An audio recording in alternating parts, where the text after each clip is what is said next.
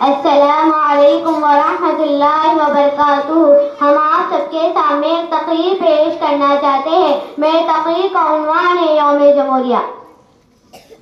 مجھے یہ بتاتے ہوئے بے حد خوشی ہو رہی ہے کہ آج ہم سب یہاں اپنے ملک کا 76واں یوم جمہوریہ منانے کے لیے جمع ہوئے ہیں۔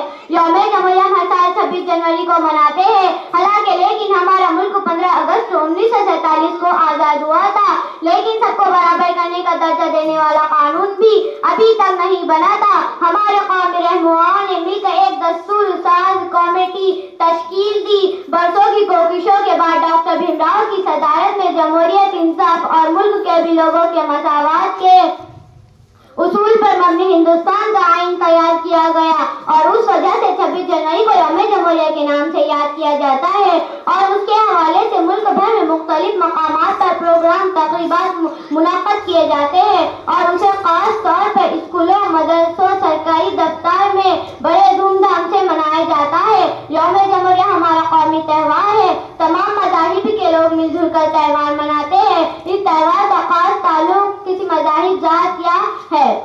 خدا حافظ۔